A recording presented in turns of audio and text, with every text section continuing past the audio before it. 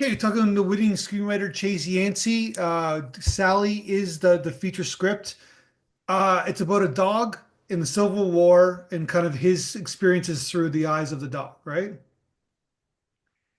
Yeah, it really is. And I actually the way I found out about this story is just so cool in my opinion because I spent a month on the East Coast traveling throughout Pennsylvania, New York, and Philadelphia, New York City, and me being the major Civil War historian that I am, I decided to go visit Gettysburg, and that's how I learned about this incredible true story. And I told myself in my head, if I ever get the chance to write a screenplay, this is it. Okay. So then why did you then when did you this is your first screenplay, right? It is. So what kind of motivated you? You know, you got the idea, but executing the idea is a whole different can of worms. What kind of motivated you to write it? So I live here in Sacramento, California, and little personal note about myself, though I'm very open about it.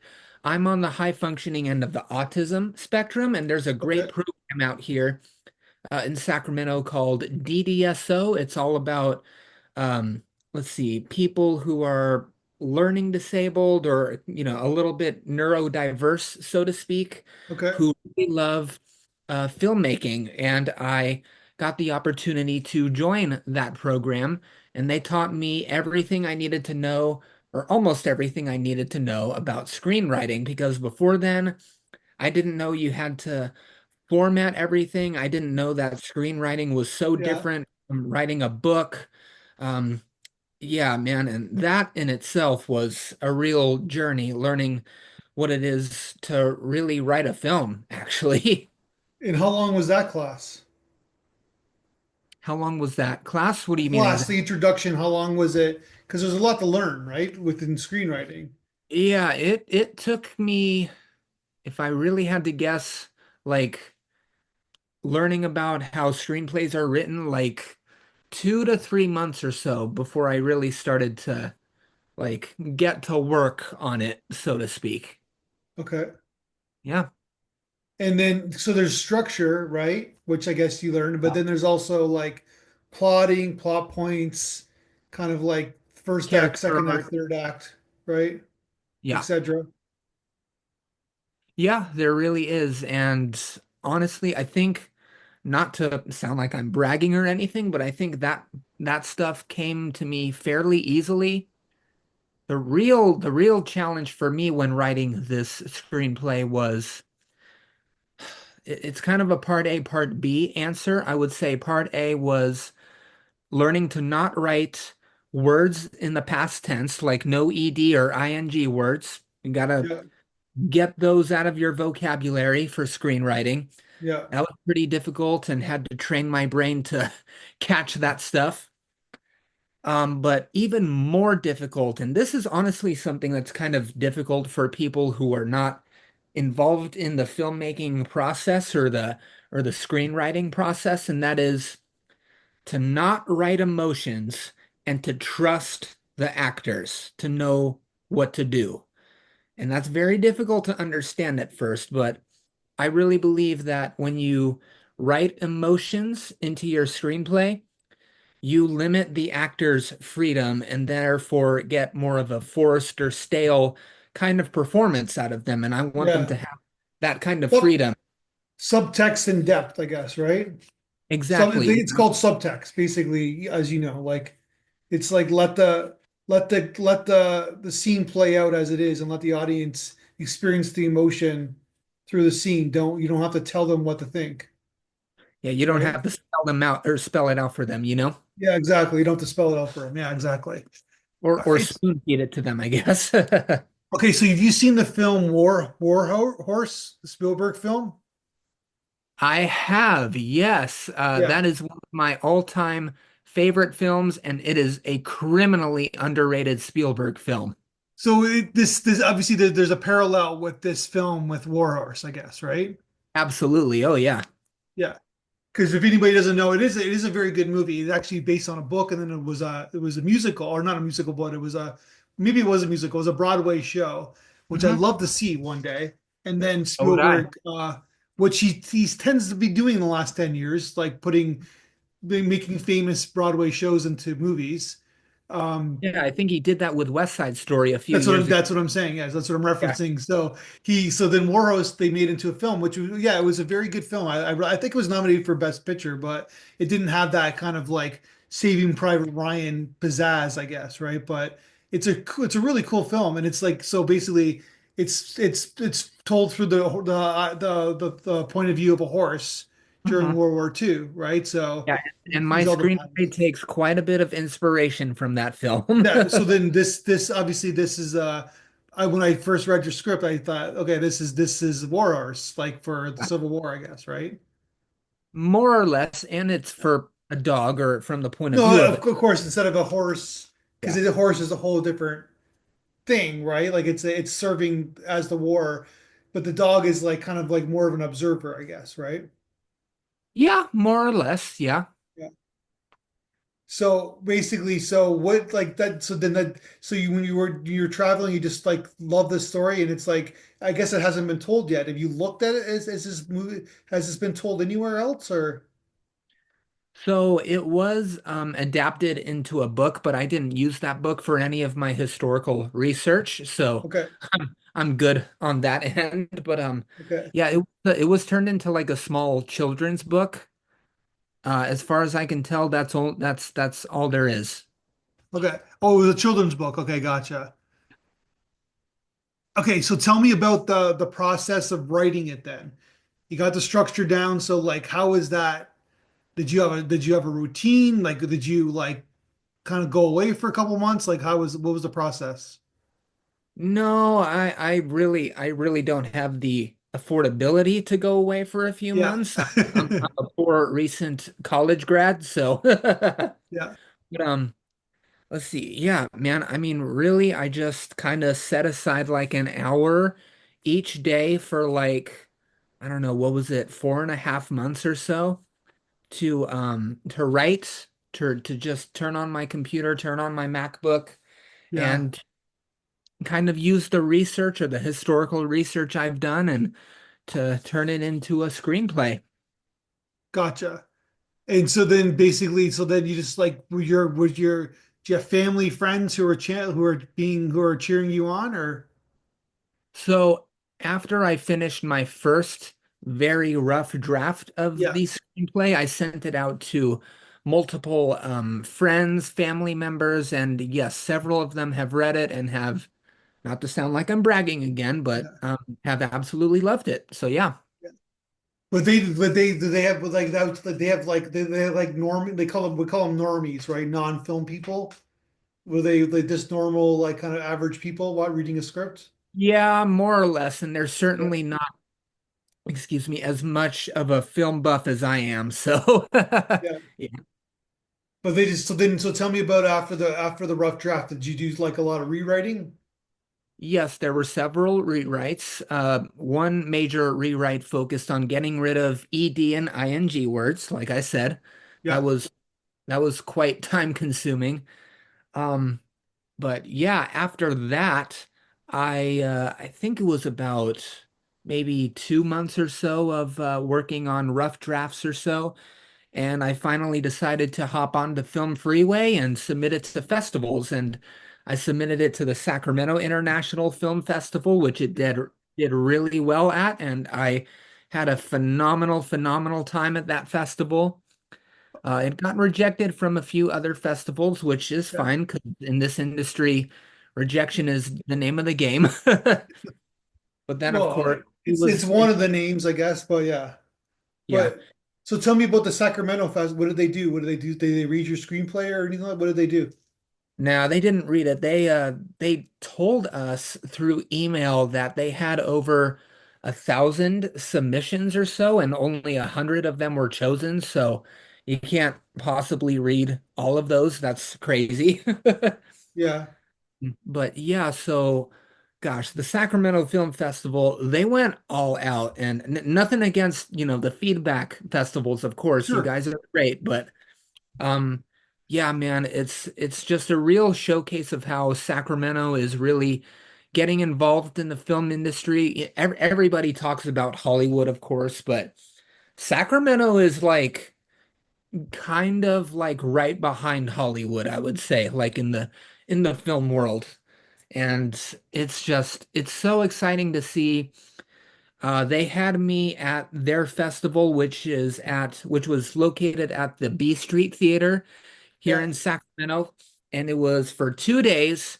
It was basically a short film festival as well as a screenwriting, let's see, keynote conference extravaganza, and it was just so much fun. I made so many great friends there and connections with other people who love film just like I do. And I even met, or not even met, but like made really good friends with a semi-famous screenwriter here in Sacramento who I've been in contact with too. Oh, that's great. So you got some connections. So look what happened. You started like in January. It's looking according to your blog interview, January 2023, you went on the trip, and now it's been 2 years and your life has changed a little bit, I guess. Yeah, a little bit. And I had a little bit of a star-studded moment or like stargazed moment, I guess you could say, on the second day of the festival, like during the screenwriting conference, they had a person named Mark S. Allen come in and speak with us. He's been on like a number of, Sacramento news shows like Good Day Sacramento, but he's also really involved in the film industry. And he just so happens to be best friends with one of my favorite filmmakers, Christopher Nolan, actually. Mhm. So that was kind of insane for me. He's like one removed from Christopher Nolan, I guess. Yeah, and he's met a number of other famous filmmakers and Yeah. actors too. Spielberg, let's see, all kinds of awesome actors. And Yeah. man, I just wish I had gotten his contact info, darn Yeah. it. So, but it seems like yeah. So it's like seems like you're all in. I was reading your where you joined our screenwriters group. I was reading your message to the Mhm. screenwriters group, and it's like you're very candid, like about like you're just new, you're starting out. This is my dream. I love films. This is what I want to do. Yeah, it's very keep that energy. Don't get jaded. That's basically all I'm sort of trying to say. Hey man, I'm doing my best out here. I'm doing my best. So are you gonna stay in Sacramento? Most likely, let's see, my girlfriend and I, we have this huge dream of ours to someday move out to Texas, hopefully Dallas sometime, because we both have a huge love affair with the state of Texas. So maybe that'll happen someday, maybe it won't, but yeah. That's interesting. Why, like California boy? Usually that's their competition. That is like like why Texas?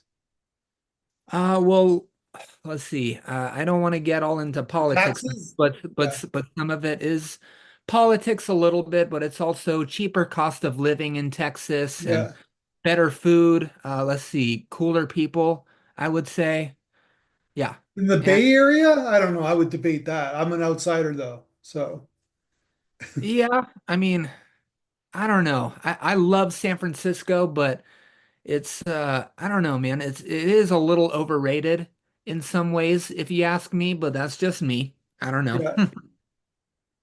Well, you are close to it, I guess, right? So Hour and a half to 2 hours or so. Yeah. yeah. So okay, so but that's your like so we were talking before the podcast that you're a huge basketball fan. If you people while reading this, watching this on YouTube, they see the Jordan LeBron Kobe poster. But you are Yep. a Kings fan, so is Golden State the rival, the big rival?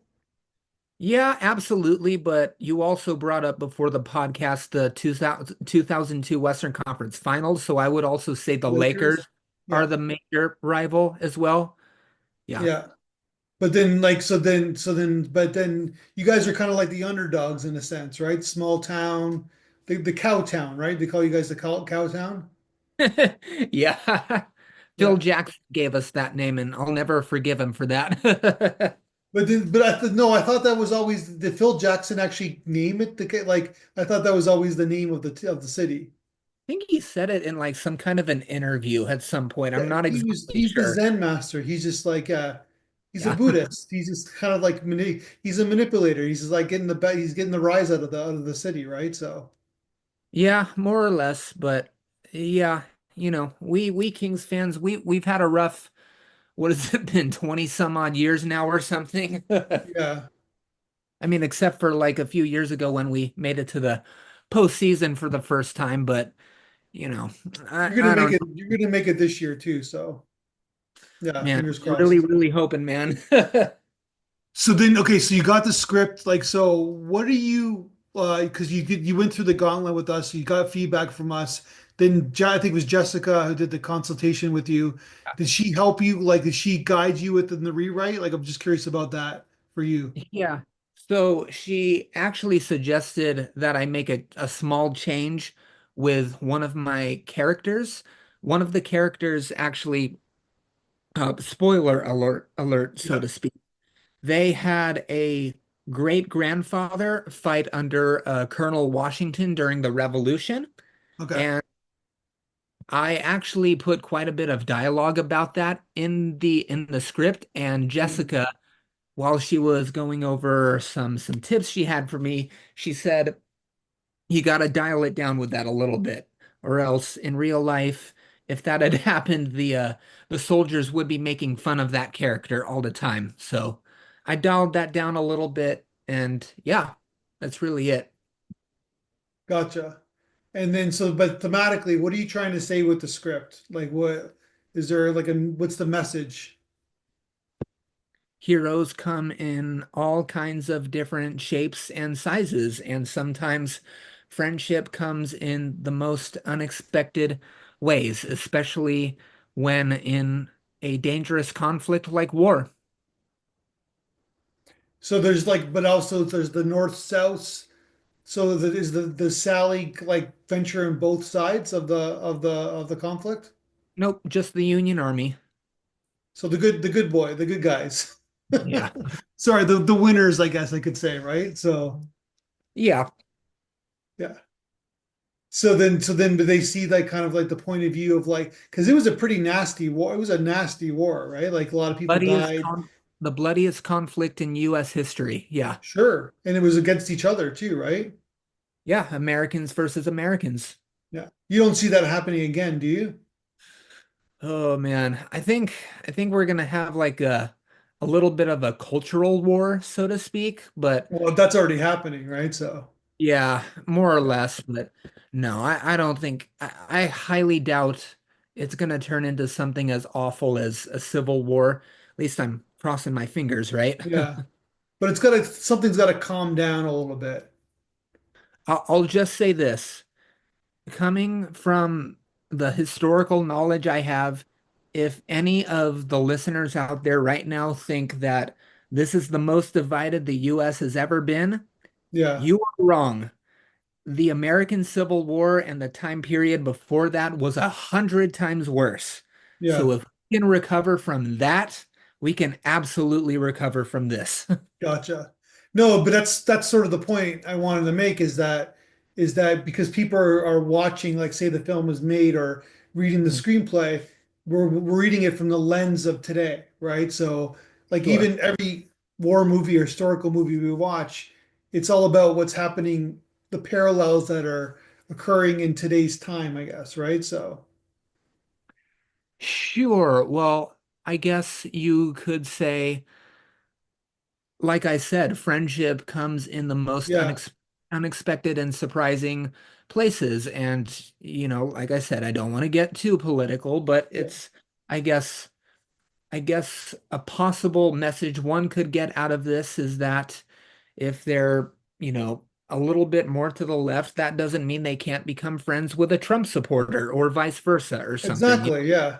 Yeah. 100%. Well, Yeah. that's the whole point, right? But basically, but it's like it's almost like if you're on that side, then you believe everything on it's most of us are centralists by nature, right? So Including yeah, me.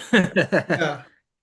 And so, but even as a Canadian, Mhm. like the left is basically not that left from a Canadian in the United States from Yeah. a Canadian point of view. Like Obama was a centralist, an easy centralist, right? But like basically, and that's why he was able to navigate like a little bit better than perhaps more divided people, I guess, right? So, Yeah. anyways, And we can't really say that about our current president, though. no, no. Well, yeah, that's the whole. But then again, he was elected, right? So, Yes, he was. Yep. so then yeah, so it was interesting. But the other parallel is that man's best friend is man's best friend. Back Absolutely. then, even now, right? Like the dog is they were domesticated, centuries ago. It became man's best friend, and it's like it seems like it's been stayed for a long time. Well, not only stayed like that for a long time, but it's grown even more so, I would Yeah, say. Yep.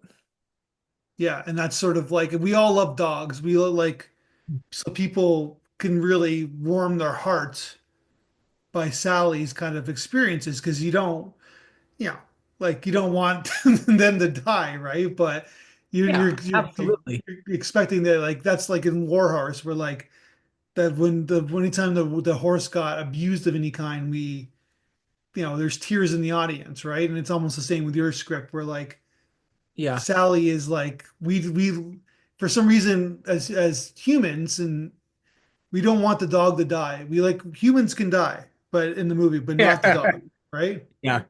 Yep. Yeah. More or less, my friend. Yeah. Yeah. And so then so following the dog is great. And we get to see like they're the camera lens in so many ways, right? Absolutely, man. And that's one of the many reasons why I love film so much. It has the unique ability to bring emotions out of us that books or any other media just cannot. Okay, so before we leave you, speaking of that, you brought up Christopher Nolan, but you did say that we asked the broad question, what film have you watched the most times in your life? And you did say Interstellar, right? Yep. Yep. So I'm doing the math here. You're a teenager when it came out. Yeah, I was 18 years old. Okay. So he just went it right in your wheelhouse. So did you see the Batman films before that? The Dark Knight trilogy, yes, I did. Yeah. And Okay. So you're yeah, familiar with his work, I guess, right? I could probably recite every single word of dialogue from all of his films Okay. And easily. this is your favorite? Interstellar is your favorite? It's, man, Interstellar, The Dark Knight, Inception, and now Oppenheimer constantly go back and forth for the number one spot. So yeah. But with Interstellar's got that twist, and it's interesting. It's a very interesting film. Like he always tries to. I think you said in the blog interview, it's like it's about entertainment and art, I guess, right? Yeah, absolutely. That's definitely just one of the films that I don't know. Every time I watch it, I'm just transported to a different place. And I'm gonna tell you right now, I love everything that Christopher Nolan did with that film, but that film is one of the few times where I have been able to say that the number one reason I loved it was because of the musical soundtrack. Yeah. Hans Zimmer is like, oh my God, one of my favorite people in Hollywood. Do you like to meet him one day? I would be absolutely uh so down to meet him someday. Him and John Williams for sure. So this script is gone through many drafts. We're talking right now, getting the festivals. Are you going to write another script? I have so many ideas for scripts right now, like it's insane. I'm obviously, as you can tell, a huge history lover, and I've got so many great ideas from historical time periods that I would love to put to a screenplay. I'd love to someday do like oh my gosh, excuse me, a historical Japanese samurai film someday. I'd love to do like, I don't know, some kind of a huge biopic on Napoleon Bonaparte someday. I also really love the Wright brothers and how they brought flight to the world, and I would somehow, in some way, love to make a screenplay about them and their story. Yeah, I'm just constantly thinking of new ideas every day. As I like to tell myself and my friends and family members, I've been cursed with the mind of a filmmaker and blessed with it at the same time. And your parents are okay with that? Yeah, they're absolutely okay with it. They've been a firsthand witness to the 500 or so Blu-ray movies that I've got in my collection right now. So, Okay. What's yep. the last film that you watched? The last film that I watched, I think it was, excuse me, the independent film that Jennifer Lawrence did back in like 2011-ish, Winter's Bone, which was Yeah, really is good. that was a Hollywood movie, wasn't it? Yeah, but it was, yeah, I remember. That's before she hit it big. Yeah. Yeah, it's the film that put her on the map, if you ask Yeah. me. Yeah. But Yeah, she was I don't great. know. Yeah. I consider that film to be independent because it's just got a great independent feel to it, kind of. You know Yeah. what I Yeah. But it did well. I remember it doing well at the box office, like not like for like a small film, yeah. But that was a different time mean? back then. Yeah, absolutely. I mean, whenever people talk about Jennifer Lawrence, they talk about the Hunger Games, but for me, I think of Winter's Bone for sure. Yeah. Yeah, you could argue that's her weakest performance of the Hunger Games movies. Yeah. Yeah. I couldn't even get through the last two. I was just like, I'm done. I can't watch this anymore. Yeah. I feel you on that. But that's just me. I'm much more of a Harry Potter guy, so Yeah, Harry Potter. All right, man. Well, let's talk again when you make your next film. I wish you the best of success with the script, the writers group. So I'm sure that we'll keep in touch. And yeah, it's a really great idea. And hope you're proud of yourself that you were able to just kind of like learn and like kind of write a pretty great script in such a short time and like kind of learning the craft. So congratulations. Well, thank you for having me on, my friend, and thank you to the Chicago Feedback Film Festival for accepting me as a screenwriter. It's been an absolute honor and a pleasure, and I can't thank you all so much. I'll be keeping an eye on the Sacramento Kings as well. So I'll be when I watch them, I'll think of you. Yeah, right on, man. All We'll right. see how we do during these last few games. All right. Thanks, man. Have a good one. You too.